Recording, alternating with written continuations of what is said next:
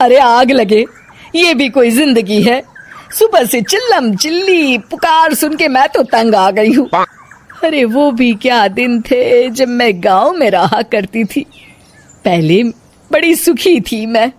पहले मेरी जिंदगी क्या थी और अब क्या हो गई है। शहर में तो लोग भेड़ बकरी की तरह जीते हैं। जीने का असली मजा तो गांव में है। क्यों, क्या हुआ माँ जी? आज गांव की बहुत याद आ रही है आपको? अरे हाँ बहू, शहर का जीना भी कोई जीना है। लोगों की आधी जिंदगी तो सड़कों के ट्रैफिक में निकल जाती है और यहाँ रखा ही क्या है। एक बात कहूँ, दिल्ली शहर अब पहले जैसा नहीं रहा। क्या माँ, जब देखो गांव के गुणगान गाती रहती हो। ठीक है, इस बार ना बच्चों के कॉलेज की छुट्टियों में हम सब गांव चलेंगे, ठीक है? हाँ, ये ठीक है।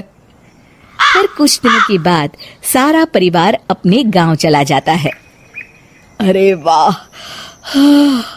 कितनी ताजी और साफ हवा है, कितनी शांति है यहाँ। चल बहू, अब बढ़िया सा खाना बना दे, मजे से आंगन में बैठ के खाएंगे।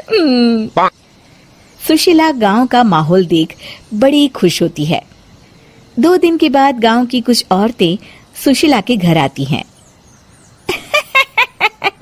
बड़े दिनों के बाद गांव आई है सुशीला। हमें तो लगा कि तू शहर जाके गांव को भूल गई। और बतिया, तेरी बहू कैसी है? जरा मिलवा तो उससे। अरे मेरी बहू तो लाखों में एक है। बड़ी किस्मत वाली हूँ मैं जो मुझे जानकी जैसी बहू मिली है। हमेशा मेरी सेवा में लगी रहती है और आज तक कभी पलट कर जवाब नहीं दिया उसने। सुशीला की बातें सुनकर सभी औरतें हंसने लगती है।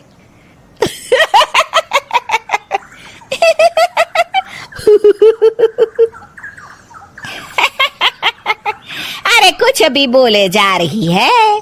तबीयत तो ठीक है? तेरी बहू चांद से आई है क्या? क्यों बहनों, दुनिया की कोई भी बहू अच्छी होती है क्या?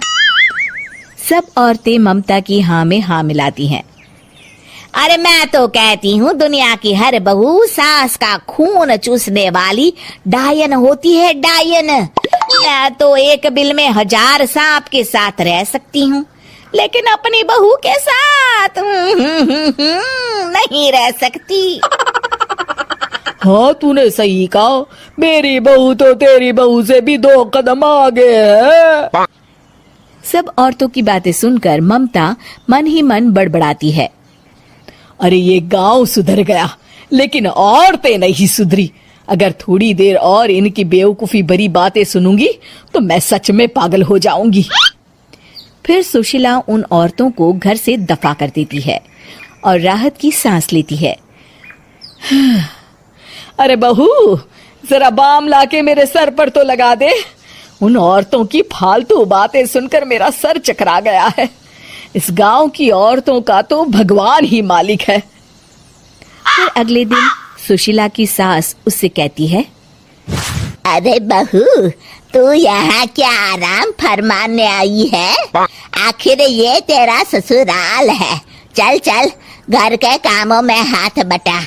शहर में कुछ काम धाम तो करती नहीं है। जरा अपने आप को तो देख, कितनी मोटी हो गई है। सारा दिन घर का काम करने के बाद शाम को सुशीला, हाय मेरी कमर, हाय मेरे पैरों ने तो जवाब दे दिया। आज तो मुझसे मक्खी भी न मारी जाएगी।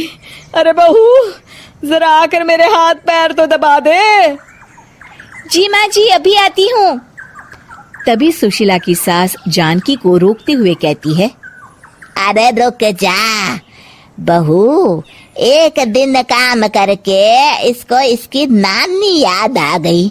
हम लोग तो रोज इतना काम करते हैं, कोई जरूरत नहीं इसके हाथ पैर दबाने की। सुबह तक सब ठीक हो जाएगा। सुशीला अपनी सास की बातें सुनकर हैरान रह जाती है। इस तरह धीरे धीरे गांव आने के बाद सुशीला की परेशानी शुरू हो जाती है। फिर एक दिन, अरे आज तो मैं कपिल शर्मा देखूंगी क्योंकि आज संडे है। सुशीला जैसे ही टीवी ऑन करती है तभी बिजली कट जाती है। अरे सत्यानाश, इस बिजली को भी अभी जाना था। इतने दिनों से मैं टीवी सीरियल देख नहीं पाई। हमारा देश इतनी तरक्की कर रहा है, अरे पता नहीं ये गांव कब सुधरेगा। अरे अब तो 2 दिनों के लिए बिजली को भूल जा, ये तो यहाँ रोज की बात है। अब इस अंधेरे में रहने की आदत डाल ले। हाँ हे भगवान, अब क्या होगा? ऊपर से इन मच्छरों ने जीना हराम कर रखा है। दूसरी तरफ घर के काम कर करके और बिना किसी सुविधा के सुशीला तंग आ जाती है और उसे शहरी जीवन याद आने लगता है। क्यों माँ, मजा आ रहा है ना? अरे आपने ऐसी सूरत क्यों बना रखी है? मुस्कुराइए, अब हम गांव में हैं। मोहन के साथ जानकी भी अपनी सास की खिंचाई करती है। हाँ हाँ माँ जी, आप ही तो यहाँ की बड़ी तारीफ कर रही थी। फिर अभी तो कुछ ही दिन बीते हैं, वैसे भी अब तो आप यहीं रहने वाली है ना? अरे नहीं नहीं बहू, मैं एक दिन और यहाँ रुकी तो मर जाऊंगी। मुझे शहर ले चलो। क्या दिन थे, कितनी सुखी थी मैं वहाँ। ठीक है माँ, हम कल ही वापस शहर चले जाएंगे। इस तरह सुशीला शहर आ जाती है और फिर कभी दोबारा गांव जाने की जिद नहीं करती।